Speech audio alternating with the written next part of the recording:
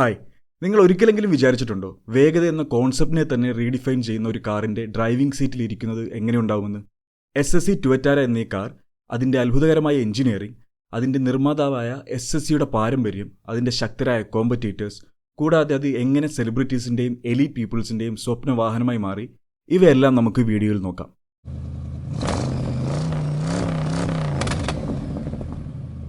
SSE ട്വറ്റാരയിലേക്കുള്ള യാത്ര ആരംഭിക്കുന്നതിന് മുമ്പ് ഈ ബീസ്റ്റിന് പിന്നിലെ ബ്രാൻഡായ SSE നോർത്ത് അമേരിക്കയെക്കുറിച്ച് നമുക്ക് നോക്കാം.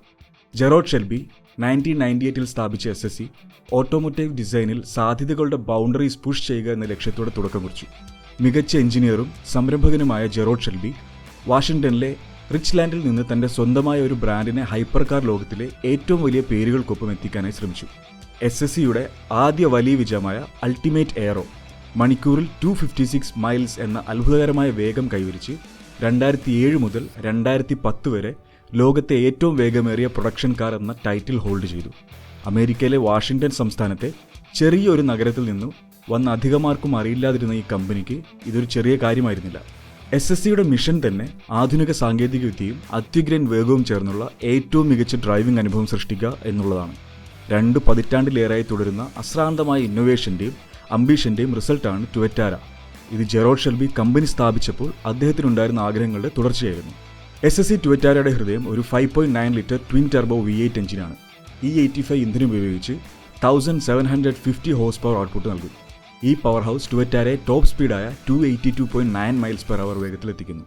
ലോകത്തിലെ ഏറ്റവും വേഗമേറിയ പ്രൊഡക്ഷൻ കാറായി ഇത് ഔദ്യോഗികമായി അംഗീകരിച്ചിരുന്നു. പക്ഷേ ഇത് വെറും വേഗം മാത്രമല്ല. ട്വറ്റാരയുടെ അഡ്വാൻസ്ഡ് ആയിട്ടുള്ള എയറോഡൈനാമിക്സ് വെറും 0.279 എന്ന ഡ്രാഗ് കോയിഫിഷ്യൻ്റ് ഉപയോഗിച്ച് വായുവിൽ ഏറ്റവും കുറഞ്ഞ റെസിസ്റ്റൻസ് മാത്രമേ ക്രിയേറ്റ് ചെയ്യുന്നുള്ളൂ. സ്പീഡിൻ്റെ കാര്യത്തിൽ ഇവനോട് മുട്ടി നിൽക്കാൻ ബുഗാറ്റി ഷിറോൺ സൂപ്പർ സ്പോർട്ട്, കൊനിഗ്സെഗ് ജെസ്കോ തുടങ്ങിയ ഹൈപ്പർ കാറുകൾ മാത്രമേ നിലവിലുള്ളൂ. SSE ട്വറ്റാര ലൈറ്റ് വെയ്റ്റ് മെറ്റീരിയൽസും പ്രിസിഷൻ എഞ്ചിനീയറിംഗും ചേർന്ന ഒരു സിംഫണിയാണെന്ന് നമുക്ക് പറയാം. ഇതിൻ്റെ കാർബൺ ഫൈബർ മോണോകോക്ക് ഷാസി കാറിന് ഇൻക്രെഡിബിൾ സ്ട്രെങ്ത് നൽകുക മാത്രമല്ല, കാറിൻ്റെ വെയ്റ്റ് വെറും 2750 പൗണ്ട്സായി കീപ്പ് ചെയ്യാൻ സഹായിക്കുകയും ചെയ്യുന്നു. ഇത് ട്വറ്റാരയ്ക്ക് ഹൈ സ്പീഡിലും അതുല്യമായ ഹാൻഡ്ലിംഗും അജിലിറ്റിയും നൽകുന്നുണ്ട്. മറ്റൊരു ശ്രദ്ധേയമായ സവിശേഷത ആക്റ്റീവ് എയറോഡൈനാമിക്സ് ആണ്. ഉയർന്ന വേഗതയിൽ സ്റ്റെബിലിറ്റിക്ക് വേണ്ടി പെർഫോമൻസ് സാക്രിഫൈസ് ചെയ്യാതെ തന്നെ റിയർ വിങ് ഉപയോഗിച്ച് റിയൽ ടൈമിൽ ഡൗൺ ഫോഴ്സ് ഒപ്റ്റിമൈസ് ചെയ്യാൻ SSEക്ക് പറ്റുന്നു. SSE ട്വറ്റാര വെറും ഒരു ഹൈപ്പർ കാർ മാത്രമല്ല, അത് മനുഷ്യൻ്റെ അഭിലാഷത്തിൻ്റെയും അശ്രാന്ത പരിശ്രമത്തിൻ്റെയും ഒരു സിമ്പലാണ്. നമ്മൾ ഭാവിയിലേക്ക് നോക്കുമ്പോൾ അടുത്ത തലമുറയിലെ ഹൈപ്പർ കാറുകൾക്ക് SSE നോർത്ത് അമേരിക്ക വഴിയൊരുക്കുന്നു. അതുപോലെ മറ്റുള്ള കമ്പനികൾ ഫോളോ ചെയ്യാൻ ശ്രമിക്കുന്ന ഒരു സ്റ്റാൻഡേർഡും സെറ്റ് ചെയ്യുന്നുണ്ട്. അപ്പോൾ പറഞ്ഞു വന്നത് എന്താണെന്ന് വെച്ചാൽ, വേൾഡ് സ്പീഡ് റെക്കോർഡ് ഹോൾഡ് ചെയ്തിരുന്ന ഒരു കാർ മാത്രമല്ല, ഒരു ഹൈപ്പർ കാർ എന്തായിരിക്കുമെന്നതിൻ്റെ റൂൾസ് തിരുത്തി എഴുതുന്ന ഒരു ത്രിൽ മെഷീൻ കൂടിയാണ് SSE ട്വറ്റാര. നിങ്ങൾ വേഗതയുടെയും എഞ്ചിനീയറിംഗിൻ്റെയും ആഡംബരത്തിൻ്റെയും ആരാധകനാണെങ്കിലും ഹൈപ്പർ കാറുകളുടെ ലോകത്തിലെ ഒരു യഥാർത്ഥ ഐക്കനാണ് ട്വറ്റാര. അപ്പോൾ അടുത്ത വീഡിയോയിൽ വീണ്ടും കാണുന്നവരെ ഡ്രൈവ് സേഫ്.